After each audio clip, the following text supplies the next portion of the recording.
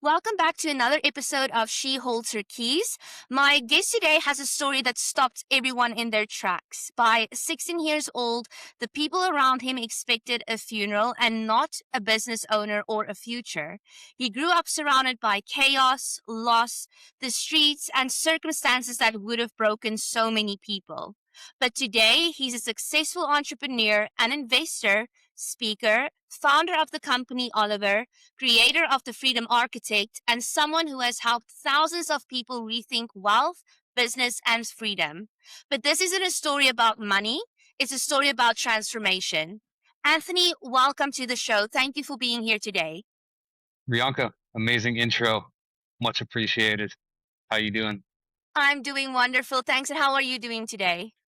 Good. Another smoking hot day here in Mexico. We've been pushing 40 degrees every single day for like the last month here, so it's getting to me a little bit, but I take it over the cold any day. Oh, yeah, I agree 100%. Yeah, here we're getting a bit of sunshine finally and a lot of rain, but I'll take Mhm. that over snow any day. So, Anthony, I wanted to ask, I did a bit of digging, looking at your past, and you wrote at a time that, by 16, the people that knew you expected a funeral and not a founder. So, Mhm. what did life actually look like back then before you became who you are today? Well, I don't know how far back you want to go, but I mean, just to give you some context, like I grew up in Calgary, Alberta, and from a very young age, my childhood was just like chaotic from what I can remember. And interestingly enough, I was actually doing some journaling last night, and I was thinking back to the earliest memory that I ever have, trying to understand like the psyche of the child and things like that. And the first memory that I can recall is the day that my parents separated, right? And the memory was essentially me and my sisters hiding in the closet and my parents having this crazy fight, and we were all hiding in there crying. And I was about 4 years old. So that's kind of like the first memory that I ever have. So obviously not a good one, right? Yeah. Um, so I went through just a lot of chaos in my family, bouncing around, just like instability in my home environment, and I think that just kind of carried throughout my entire life. I was living with my grandmother from a very young age, and she came from Europe and never really adapted to Canadian culture, and was Yeah.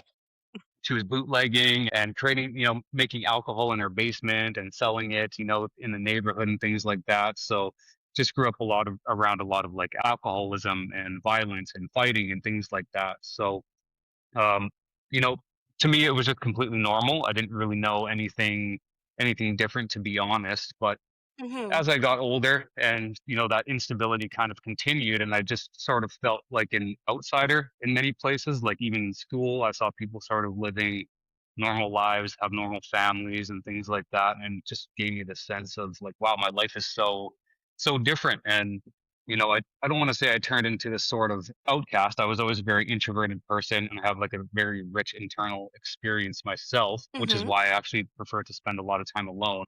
But, that sort of pushed me into the wrong environments with the wrong people. And, I was always looking for some sort of guidance in my life, especially male, because I didn't really have a lot of that when I was younger. I had some uncles that were, well, I'll just say crazy, to put it that way. Okay. And I couldn't really spend a lot of time with them, although I was around them.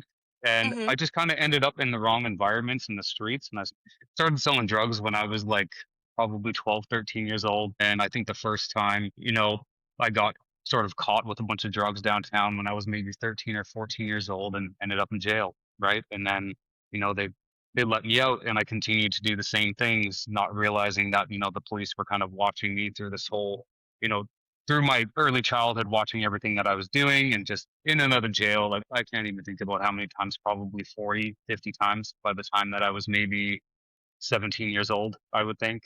And during that process, just like absolutely terrible things, living on the streets, living inside of drug houses, most of my friends were either murdered, gang violence, drug overdoses, or ending up in jail, right? Was some of the biggest things. So it was very hard to find any sort of like stability during those periods, right? It was like, Hmm. I don't want to say it was to the point that I didn't really want to live, but it was just so challenging. Like every single day was so challenging. It was like my life could just be swept from underneath me at any moment. I mean, a lot of it was self inflicted, to be quite frank. But yeah, very challenging times, to be honest. very challenging times. Well, thank you for sharing that, Tony. I know it takes a lot of, to share. A lot of people don't share their stories, but you never know other people. There's a lot of people who might go through the same thing and Mhm. think, I'm lost. I cannot get somewhere in life. But look at where you are today. And I can't talk like what you went through. I can't even fathom or imagine because you didn't have a childhood that a lot of people grew up with. I can just say you can be so proud of yourself and where you are today, not giving up. And I Thank know you. you also said, did you ever look at yourself at that point and say something needs to change or something is going to happen because you were losing friends and you mentioned Mhm. that you were attending funerals. So, Mhm. how did those experiences shape your mindset? When did it click that you cannot go on like this? Mhm. You know what? There was, I think, during like sort of the depths of all of it, Mm-hmm. I honestly thought that I would just never make it out myself. I just thought, well, I'm probably going to be the next one that's going to get shot or something like that. And to be quite frank, like I have been, people have tried to kill me in many situations. So I just thought that I would be the next person, right? I didn't ever think that I would get out. But as you probably know, well, you've met my son, Oliver. Um, Yes.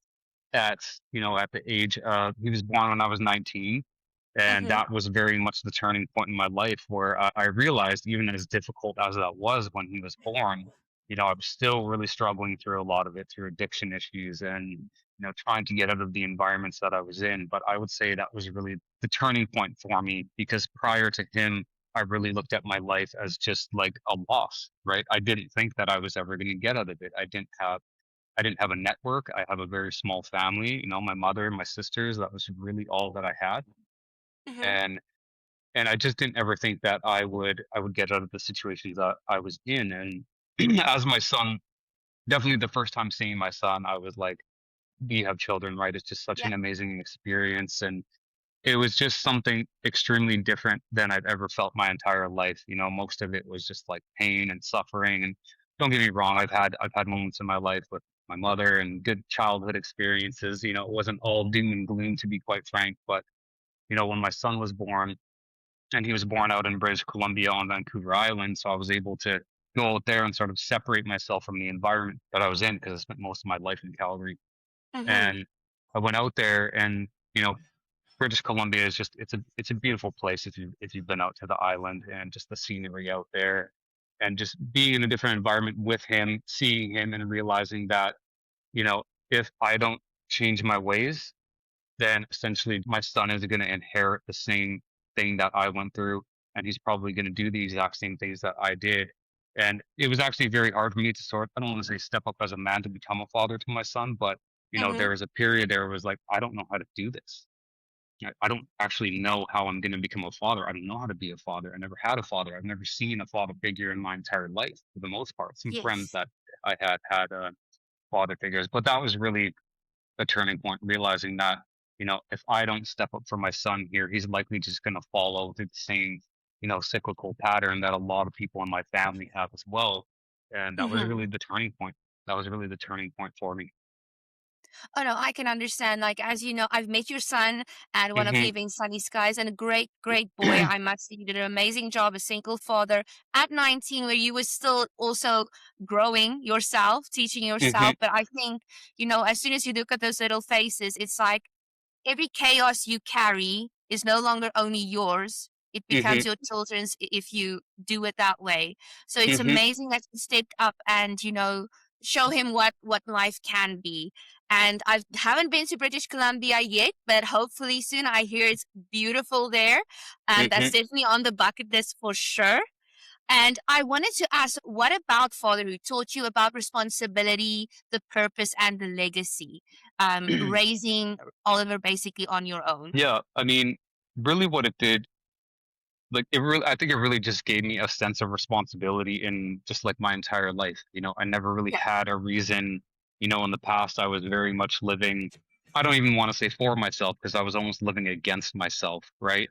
But in the past it was like I could stay up all night and be on the streets and sell drugs and do whatever the hell I was doing. That was just nonsense. But once I had my son, I had to realize, like, everything is going to revolve around my child here for a period. So in order for me to provide something for him, it's like I have to be able to manage myself, my emotions, my day. my finances, all of it, right? I had zero control over any of that in the past. So, once I had him, it was really just like the ultimate responsibility, as you know, having a child, right? It's no Yeah. longer about yourself. It's you have to learn to become very selfless in your approach to many things in life. They do become the priority, especially at an age where it's like, I mean, they're going to die if they fall out and smack their head off of a couch, or if they don't eat, or Yes. it's just what can I say? I can't think of the word right now, but they're so delicate, right? They're so, Yes. so delicate. So that just really taught me that no, I got to get up every single day. I got to work. I got to turn my life around. And it was one of the hardest things that I've ever had to do, but it was the best thing that ever happened for me because I started prioritizing. I think my mind was one of them. I know a lot of people, like, when they go on this path of self transformation, Mm-hmm. everybody is really thinking about, how do I actually get to the place that I want to go in life? And I mean, a lot of it just has to do with mindset. You have to figure out how to reprogram your mind. I started prioritizing my body. I started reading books, started exercising, started actually putting things in my body that were good for me versus, alcohol and drugs and Yeah. whatever else. So it was really just a lot of self transformation at that point that, turned into self responsibility and then obviously passed over into just like doing the best that I could for my son. I agree 100% as well. Like you have a son, I have three little girls. So now it feels Hmm. like they are a reflection of what you are. So Hmm. you need to do what you need to do. Don't get me wrong, with building a business and things like that, having no family, it gets stressful. And you Hmm. have to try and keep those emotions to yourself and just Hmm. show everything's going to be okay. Hmm. Because if my, like, especially my oldest, Kiane, she will ask me if she sees me just sad. She'll say, Mama, why are you sad? They pick up on it immediately, and then my mind is like, no, no, no, you're not. Just say, no, no, no, Mama was just thinking I'm not sad, because you don't want to show them. You want Hmm. to show them how strong you are. So Hmm. I commend you for that, showing all over the amazing man you are, and for building this business, because a lot of people probably don't know that you are one of Calgary's top wholesalers as well. I think the company's name was Cashin, I believe. Captain And Humps. yes, and then you changed it to your son's name, Oliver. So Hmm. can you tell us a bit how you started with this and how you made Ben? Because that's basically where everything started with the real estate, correct?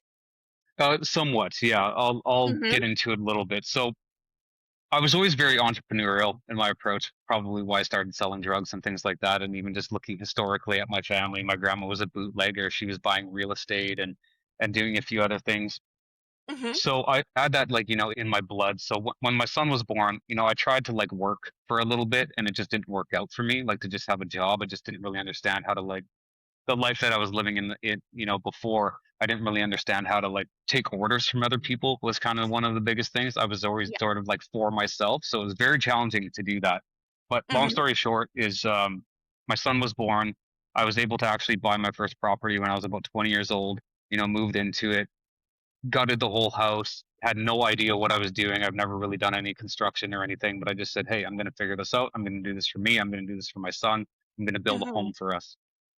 So I did that, ended up, buying a couple more properties over the years. I met some guys that were in real estate. I had a construction company during that period. I was doing some work for them. They were real estate, they were realtors, flippers, investors. They did a little bit of everything. And I kind of saw the business that they were operating, and I didn't entirely understand what they were doing. And they ended up just kind of laying it out for me like, hey, this is what we do. If you can go and find us some properties, we'll buy them. You just need to get the properties under contract, give it to me, and I'll just give you a finder's fee. And I said, well, this is interesting because Yeah. prior to that, I was doing some contracting for them, and I'd go to the house and change out a light fixture. They'd pay me $150. Now I'm going into the house, fixing a light fixture, asking the person if they want to sell their home, getting under contract, and then these guys were paying me like 5 grand, and I was like, what is going on here? This is very interesting. I can make a lot more money doing this instead of doing the construction. so Yes.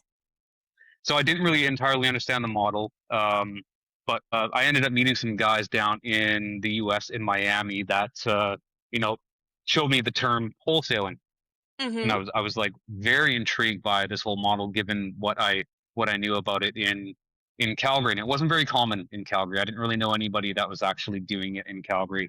So fast forward, pandemic had hit, kind of ruined my construction company for a myriad of different reasons, and I was kind of diving back into this whole world of real estate and can I get it in this full time. I already had a portfolio of properties that I have kind of purchased over the years, and I said, okay, I think now is my opportunity to switch something up. Something is going to happen here with this pandemic. I don't know what it's going to be, but maybe house prices are going to crash. But I think this is my opportunity. So just went head on into it. Just jumped in both feet.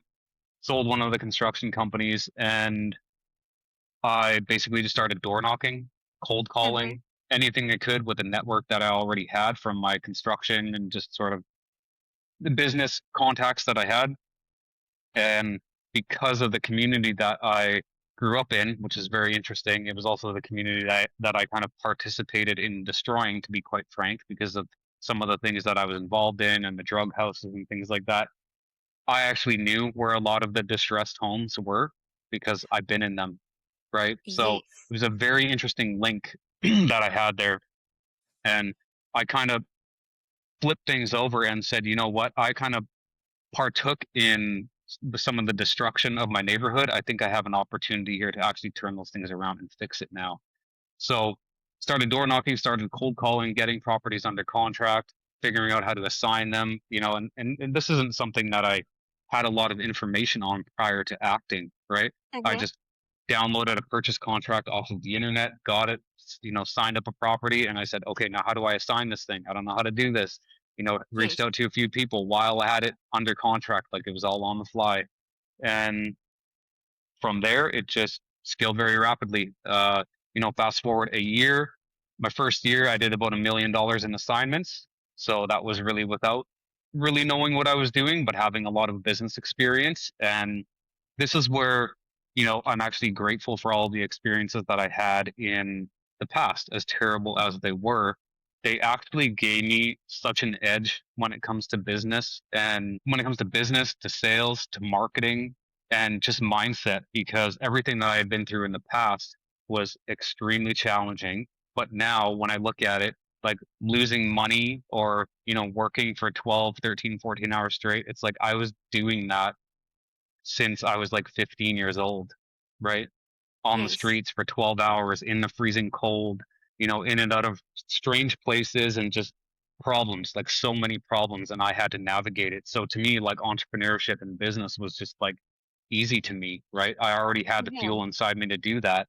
So yeah, first year managed to do $1 million. And then I kind of hit a block where I was like, okay, I don't know actually how to build a company. I don't know how to hire people.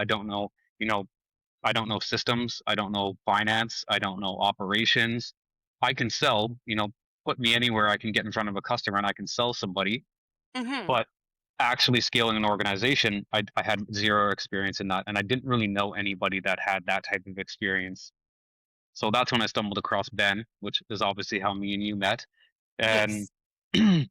and it was during the pandemic that me and him had met. I was actually down in the US already. We connected in Las Vegas, and I think we spent 4 days together and just literally sitting with a notebook side by side. And he was just giving me all of the strategies, the tactics, everything I could do to scale my company. So after that meeting, went back to Calgary. I would say within 6 months, I scaled my team from just me and my business partner. I think we had about 6 people, set up an office. Well, I think I actually had an office. Uh, but yeah, scaled, started getting SOPs in place, started hiring more people, really just systemizing everything that was in my head and figuring out, okay, how can Yes. I delegate? How can I step away? And I think next year probably doubled my revenue, went from 1 million a year to 2 million a year.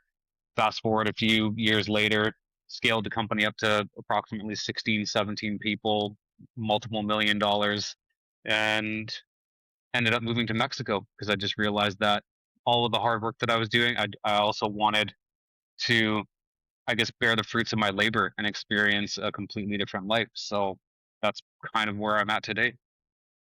Well, that's an amazing story, and especially you can see that you're a very hard worker. You want to succeed, and you're just a goal crusher. And for the people who don't know, you are Ben's top one student because Hmm. of what you are doing. So I'm making a goal. You are his male top student, so I'm going to try and become his female top All student. right. Let's go. Okay, Let's go. because I know a lot. I know you say no one can beat you, but I'm female, so I can get that there too, so we can see. All right. But I'll support no, you. You got my support. awesome. No, I appreciate that. And yeah, like I say, building that, it is really difficult if you don't know how to build the business. And that is what where we were as well. Mhm. Yes, we were always, I called myself the follower. I always followed people. I wasn't the Mhm. leader. And now becoming a leader is a different, how can I say, challenge for a person. I Mhm. need to change my mindset and things like that as well. And with Bain, I must say he's building the business exponentially and he's very good at what he does. So Mhm. the strategies he uses works. And what we want to ask is with Oliver, the company, what were the biggest mistakes that you made early on that you wish you knew today? I would say one of the biggest mistakes that I made early on was hiring people because of, I would say, proximity and Mhm. likability, right? Okay. Once I started being vocal on social media about what I was doing, it was gaining a lot of traction because wholesaling started becoming more mainstream on social media, so to speak. Mm-hmm. So there was a lot of people consistently reaching out to me on social media. Hey, I see what you're doing. Like, I'd love to help, right? You get a lot of that. I'd love to help Yes. you.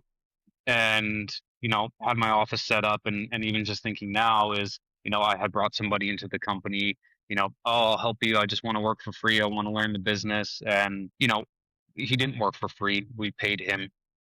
And Mm-hmm. long story short, that turned into a $250,000 employment lawsuit that, dragged on for probably 3.5 years. So you got to be very cautious about who you hire and who you bring in. It should be based on merit and credibility, not, Mm-hmm. proximity and likability, like I was saying initially. So that was one of the Yes. big ones.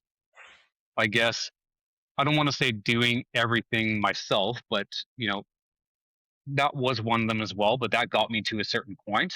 Mm-hmm. So I don't know if that's really something that I regret a lot, but I think I wish I would have delegated a little bit sooner so I would have more context because that's always kind of been the case as I grew my company. It was all in my head. And then when I brought somebody in, there was just like mountains of things that had to come out of my brain and go onto somebody else's plate. So Mm-hmm. delegating things a little bit sooner. Trying to think what else is probably one of them as well is, if you're ever going to get into a partnership, it's always best to set up the correct structure, have the right, Mm-hmm. talk to a lawyer. That's another big thing. I mean, I've had that experience multiple times starting businesses with the wrong person, not having a shareholders agreement in place prior to. And, it kind of does tie back to the employees as well. It's like you need to know who you're getting in bed with, so to speak. Right. So Yes. I think a lot of that is people and trust. So that's one of those things that still kind of struggle with to this day. And I think a lot of it does stem back just from my past experience as well. Is, I had a lot of people in my life that I thought were my friends that then, attempted to actually try to like end my life, like physically with violence. And it's sort of the Yes. same thing in business. You get the wrong people in business and you end up in lawsuits, right? So those are probably, I would say, the two biggest regrets. I feel like everything else, I don't like to regret things is the other thing as well, right? So, Yes. No, of course. No, it's just you wish you just did it differently. That's what you hmm was. And yeah. oh, can you hear my background noise? I just heard a little bit, but that was the only time. It's fine. My husband decides to cut grass now. I do apologize. It's not. But I agree 100% on the employees as well is that I think my thing is I try to see the good in every person. Mhm, And mhm, I think, like with Heinrich, having Heinrich on my side, doing this together as a couple, he will tell me, no, you should look at this because he thinks more logical than me. I would mm, hire everyone if I could because that's just mhm, my personality. But, I must say, I now have an employee working for me and he's mm, been doing great. He's really been doing great. I just feel like I can step up a bit more as a leader. I think I'm doubting myself a little bit. So that's a question that I would want to ask you. When someone doubts themselves, what would you say you need to remind yourself that you can be a good leader? Stop doubting yourself, because the mindset is really something that a person should try and teach to just think positive, because we are so easy to think negative and focus on the Hmm. negative. What advice Hmm. can you give to any new business owner to just remind yourself that you are worth it and you can do it? Yeah, I mean, I struggled with self-worth for a long time, primarily again, just because previous childhood experiences, I never really had anybody that was really like in my corner, right? Like, you got this, you can do this, you can overcome this. Yes, like my Mhm. mother, of course. Some of us have more, what would I call it?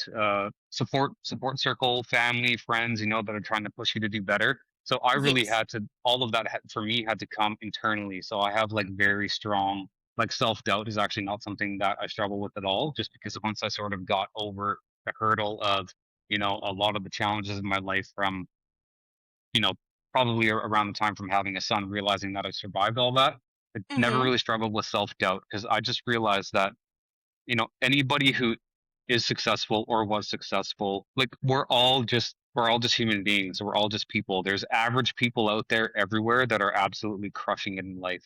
And like, it doesn't even have to be financially. You can find people that were grossly overweight, that maybe it was just an average person that is now in stellar shape, right? You can find people that were broke, came from nothing, and built multi-million dollar businesses. So I never really had that idea in my head that it was like distant for me. Maybe when I was like Mhm. really younger, I did, but now I just look at, I could sit there and study, and I'm not saying I'm going to become Jeff Bezos, but I could probably sit there and study Jeff Bezos for a long period of time and figure out the steps that he took to get to the place that he wanted to be, Yes. and follow that sort of same path. So I don't know, for anybody that may be struggling with that self-doubt, and like you mentioned with the leadership, I truly believe that anything is actually possible. I mean, look at the world that we live in now, right? Like, it's Yes. mind-boggling. Like, thinking of Amazon, I mean, you can order something on your phone and it's downstairs in 24 hours, right? I I mean, know. airplanes. I mean, just look at technology, look at artificial intelligence. So yeah, self-doubt, it's too far of a distant memory for me to think of, because I've just wired something in my brain as of the last decade where I've just told myself, like, I can do anything. And I think the biggest Mhm. thing with a lot of people, like, I'd sort of flip that back onto anybody else, is that I don't think it's a self-doubt issue that people have. I think it's actually just a self-worth issue, because we're all worthy of greatness, right? We're all worthy of being loved, having support around us. And yeah, like, I think we're just all worthy of greatness, to be honest. So I think it's more of a self-worth versus a self-doubt issue for a lot of people. True. No, I like that answer. It's very, very true. And like I say, a thing that I've noticed as well to keep myself positive is I try and watch who I surround myself with as well. Because I think the people you surround yourself with play a huge role in who you are as a person as well. I can easily be influenced by someone who, gossips and is negative, because it's so much. I don't know about you, but it's easier to become negative than it is from going from a negative person to a positive one. Mhm, So mhm, I just try, even on social media these days, I try to get rid of all things negative, because if you just think something, then Facebook knows it. I do not know mhm, how, it's crazy, mhm, but I just try and, just get that out of my life just to be positive and keep growing myself. Because mhm, if you become uncomfortable, you're growing. So that's the thing I like about this journey is being uncomfortable and growing. Because if I think you told this to me, I'm not sure. You said that mhm, as soon as you become comfortable, you feel uneasy, you don't like it because it feels like you're stuck. I think you mhm. told it. Can you elaborate a bit on that? Yeah, 100%. And I mean, I'll just touch on your point, about surrounding yourself with the right people, and like the effect that that can have on you, right? I mean, it's not only people, it's really everything. I like to look at it, people talk about diets, about the food that you're putting in your body. I mean, it's the Mhm. same thing. It's like, what's the information that you're putting in your brain? Like, it's social media. Like, what are you watching? Is there news? Is there negativity? Is there fear just being spewed in your brain nonstop? It has a massive effect on you, right? Yeah. Same with the people that you're around. So I think we need to look at like diets as like holistically. It's like the people you're around, the information that you know, put into your mind, whether that's books or media, anything like that. And like the environments that you're in are huge as well.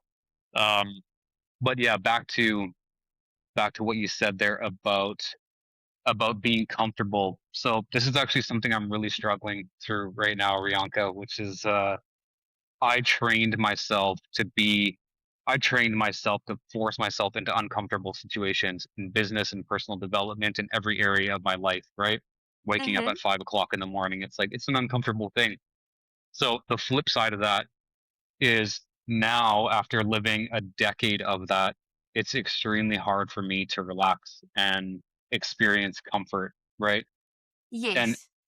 to a certain degree, it can actually become a bad thing because, well, it's just like sometimes I don't know how to relax, and if I relax, I feel guilty because I'm like, well, I should be uncomfortable right now, and I should be doing more. So currently in the process of actually trying to sort of rewire myself a little bit differently here to enjoy the fruits of my labor, respect the fact of where I came from and where I'm at.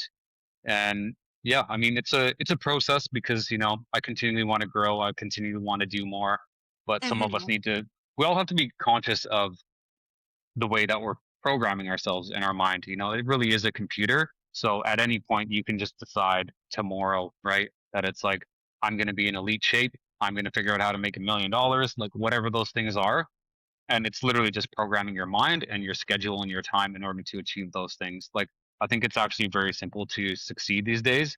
It's just Mm-hmm. up here is the only thing that's going to stop you. True. And a lot of things these days impact up here, to be honest with you, because people want to feed you what they want you to see and what they want you to hear, and we Hmm. unfortunately focus on those things.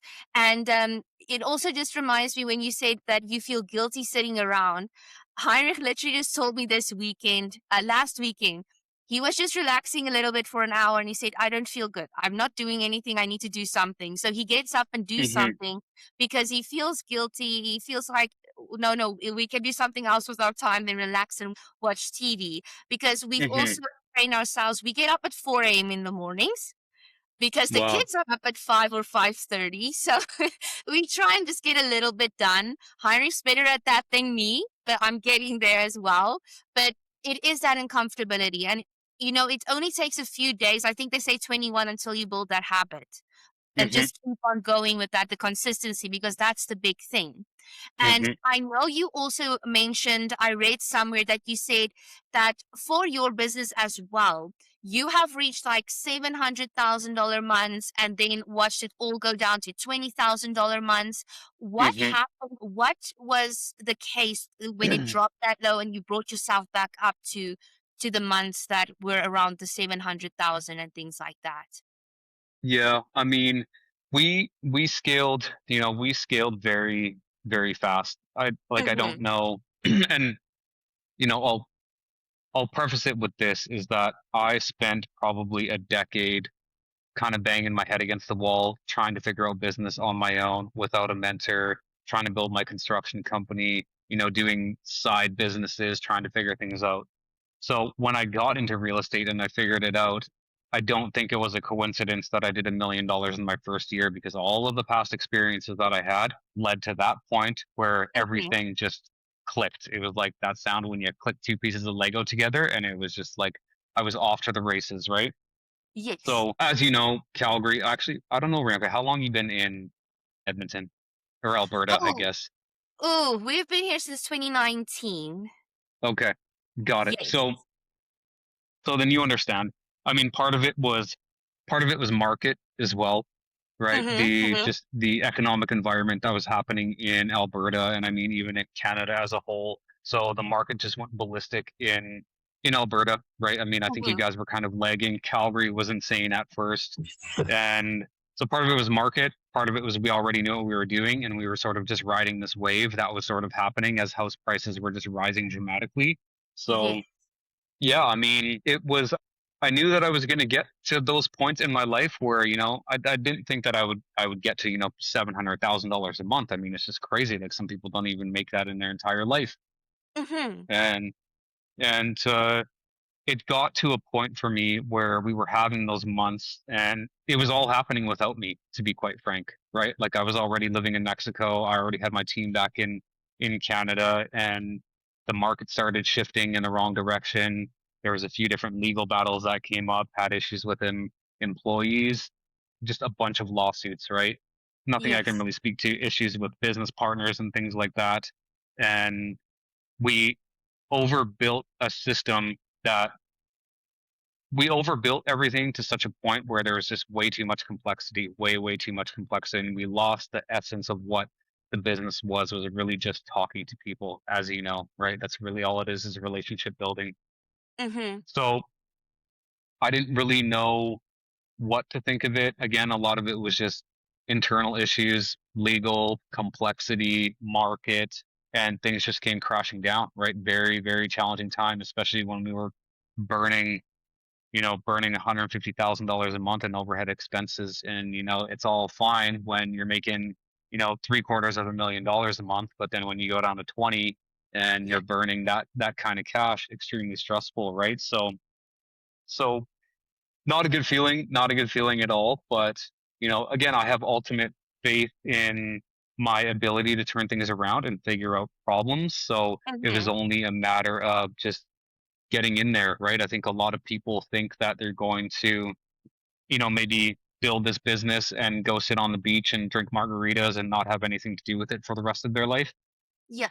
But I had to step back in, as the founder, get in there, figure out what the issues were, cut team members, cut software subscriptions, cut marketing campaigns, and really boil everything down to the basics again, which was Mm-hmm. actually an absolutely amazing experience for me. And it's another one of those things that I'm just like truly grateful for all of that happening, because I know my capabilities of getting back, to those numbers, right?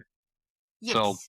everything kind of, I don't want to say crashed down, but we just had a major correction in deal volume and revenue and all that. And I had to get back into Calgary, get back into the office, figure out what the issues were, cut the burn, and scale the org back up. So that's where we're currently at today. And very interesting, just as that was all happening, as you obviously know, just the rapid advancement of artificial intelligence. So that's very much the world that I'm living in right now. And instead of bringing on new headcount, we've just brought in a lot more technology. So Mm-hmm. very exciting place to be. Very exciting place to be right now. Oh my goodness, yeah, I wish I was that clever though, because I'm still I'm still figuring everything out, but I know AI is, if it's, if you know what you're doing with it, you can Hmm. accomplish so much. So I commend you for that as well, building the systems, getting your things done, making it easier for you, because being a person trying to run everything, it does not work. It's like, Mm-mm. yes, I have one VA, but I still need to do bookkeeping, admin, be a mom, remember all those other things. And yes, I have a calendar, but I forget still. Hmm. So Hmm. I'm now thinking on probably getting a executive assistant or something, just helping me with those things. And then Hmm. also just leaning a bit into the AI to get Hmm. things going and get systems in place. Because as you say, systems are really, really important in a business and in life as well. Hmm. And I saw your website, The Freedom Architect, and I do see you posting a bit more about it. So, can you tell Hmm. the people what exactly is Freedom Architect?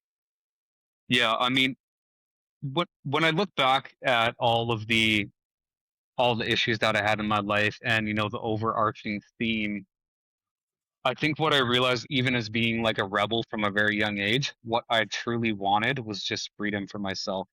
Like Yeah. I know it may sound stupid, Bianca, but like being in class when you were a kid, and it's like you got to put your hand up to ask to go to the bathroom. That Yes. drove me so crazy. Like it drove me so crazy having somebody sort of just like over you telling you what to do. I never liked authority, and obviously you could see the things that happened in my life, ending up in prison multiple times, and just issues with any authority figures, probably because I never had any authority figures like of my own, like a father or anything like Hmm. that, right?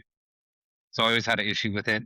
Was always very much like anti system, not a fan of the government, not a fan of global powers. So I always just wanted freedom in my life, and because I experienced so much of the lack of that by being in prison, having other people kind of have control over my life, whether that was the government, or even thinking back to once I sort of integrated into society after living that life that I used to live, I just couldn't even understand like taxes, right?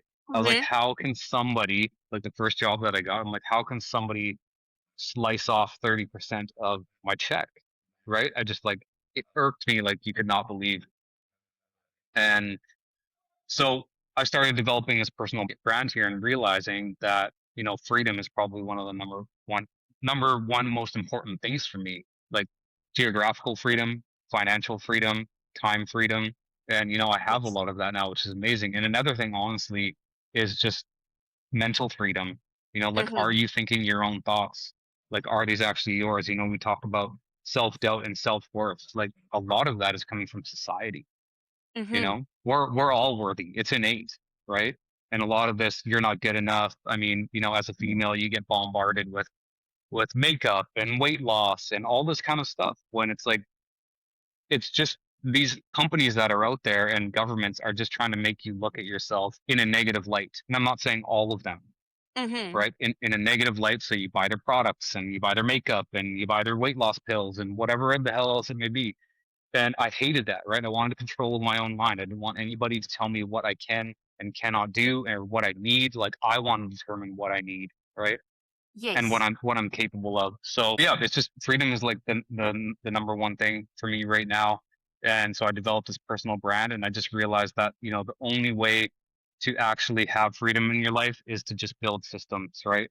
Systems Mhm. that can just absorb all of this chaos. So those systems can be even like for mental health, right? It's like, well, having a system of a regular workout routine, right?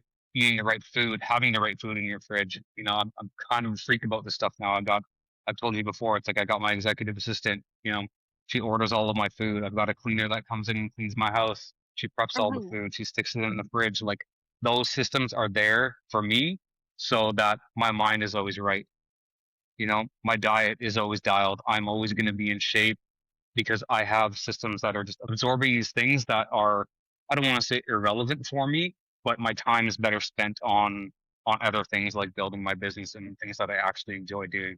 Spending time with my son, riding my motorcycle, going on trips, reading, developing myself. So yeah, I've kind of become a little bit of a freak about systems. And one of the taglines that I have on there is, systems will should absorb chaos for you. Mhm. So I've really been leaning into that right now and releasing a series of writings and notes and tools that I'm going to be developing to help other people develop systems for their life. Well, I will be one of them who need it because I do Hmm. not have the system, to be honest, because okay, doing anything, it takes your time. It really Hmm. does. You can focus on something, and I think I'm at a point in my life where I cannot finish one thing 100% because then the Hmm. next thing comes. So I do that 20%, and then this one 30%, and then I have 100 things that I do Hmm. halfway, and then Hmm. you never actually feel fulfilled or that you've actually done something for the day. Hmm. So that I will definitely look into those systems because I need it. My husband has tried numerous times. He's brought me like notepads and things, and I can show it all, but I just life is just too hectic. I just don't Hmm. get even time to write down things because I'm Hmm. someone, I love to write things. I love to read books, and it's just you want that time back. That's what freedom is. You want to find Hmm. yourself in what you enjoyed and stop living in the chaos. But Hmm. another quote that I saw on the Freedom Architect was you mentioned that intensity is cheap, but consistency is expensive. So can Hmm. you explain that a bit to us? Yeah, I mean, I think anybody can push very hard for. I mean, let's even like use the exercise gym analogy, right? Hmm. New Year's. Everybody gets all hyped up on New Year's, new me, goals, resolutions, these types of things. You go to the gym, I'm sure we've all seen it, or anybody who does go to the gym on a regular basis. It's like Hmm. January and February are the gym is packed, but that doesn't last very long. And I think that goes for anybody in life. It's very easy to get excited about something, but actually Hmm. following through with that for a long period of time is extremely challenging, right? That's why I Yes. think intensity is cheap. And I also do think that it will burn you out if you're too intense for too long. Because I've gone through those cycles in my life where I just said, well, I told you before, and a few other members in the community, it's like be a maniac for a period of time, right? Just do everything that you possibly can to get yourself to a certain point. And in my opinion, I mean, if we're talking financially, it's like if you can be a maniac and use that intensity to get yourself to the first $100,000 or the first like two or three properties, I think you Mhm. probably should. Assuming that you're young and that you're not letting everything else drop off in your life. But really, the premise there is that intensity will only take you so far, and it'll last you so long before you burn yourself out or you burn out the other people around you or hurt the other people around you. So consistency is definitely the way to go. And even if you have to reduce the amount of things that you're attempting to accomplish in a day, realize that, we have like life is short, but we actually can produce a lot more than we think we can. There's like a Tony Robbins quote. I can't recall what it is right now. It's like most people underestimate what they can do in 5 years and overestimate what they can do in a year or something of that nature, right? I Mhm. think if we Mhm. all had a much longer term outlook, like if you had to look at the investment calculator that I built on my website, like it's actually very easy to become a millionaire. If you just realized and you had the plan when you were 18 years old to put $500 into an index fund from 18 years old every month and just invest that. I mean, you're going to have $1 million by the time you're 55 or 60 or something like that. So Yes. I think that applies to really anything in life. It's like if you just went to the gym, going to the gym every day for 30 minutes is a lot better than going to the gym twice a week for 2 hours, True. Very right? true. Yeah. So I think we need to look at the day, right? Like, how do we win the day? Because burning yourself out, I've been there way too many times. Sheer mental distress, body's exhausted, can't function, can't focus because I've just been pushing too hard for too long. So, Mhm. yeah, definitely consistency over it, intensity. No, that makes sense, and I love it because consistency, I think, in everything in life is where you succeed. And I've noticed that hmm as well. If you just keep on going, eventually you will break through. hmm Something that also touched me was the Project 1660. hmm And I know some people might not know about it. So can you just tell us briefly about that project and why it is so personal to you? hmm Yeah. So Project 1616 was I guess a project that I had started, a plan I had put together to go and build homes for single mothers that were basically living in poverty in El Salvador. It was sort of a random calling that I had. I had reached a certain level of financial success and I felt very empty and hollow from it all and realizing that I can give back so much more. And I, even thought back to my mother, not that we were homeless or anything like that, but, single Mhm. mother, we were on welfare. We didn't really have a lot and realizing how hard she had worked. And this opportunity had came up where I talked to somebody about their organization and what they were doing. And I said, well, I mean, I would love to lead something like this and get involved. So the goal was to build 16 properties, and we actually ended up building 19.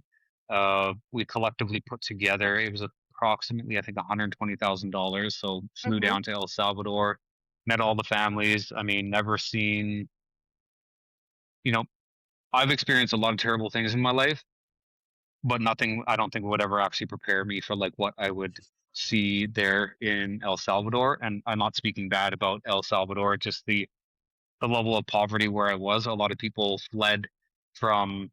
lot of people fled from the cities. There was like extreme violence in El Salvador for a long time. It used to be one of the most like dangerous countries in the world for a period.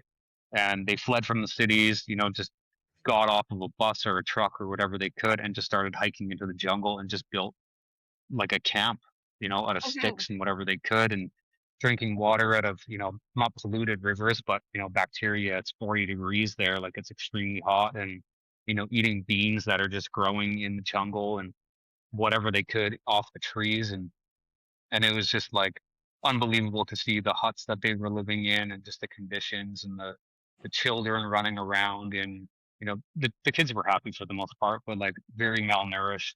Yes. And yeah, it was just such a transformative experience to go in there and give these people a new home. Some of the violence still does persist. So having these single mothers that have their kids that, maybe leave to go and find food for them. they can at least like lock the doors and the kids are safe inside. There's been Yes. kidnappings and things like that, and other things that I won't even speak of. But yeah, transformative experience to say the least. And I was super grateful and blessed that I was given that opportunity to do that, not only financially from where I was at in my life, but even just the time and being able to go down there and meet those families. And I just couldn't help but think about how I have so much in my life, but I didn't feel happy. And going there and even seeing the conditions that these people were living in, like, yes, they were struggling, but they were happy. They had their family. After we built the houses, they all, most of the families would like cook something for us, like whatever the hell they could. They didn't really have anything at all. And just Mm-hmm. sharing, like, even just like the little bit of food they had and us all sitting around and laughing, it was like, made me question my life and everything that I want and what I'm doing. And if you read the article on my site, I came back home to Mexico here and I couldn't even spend $1 on anything. I was like, I need to save every penny I possibly can to go back there and build new homes.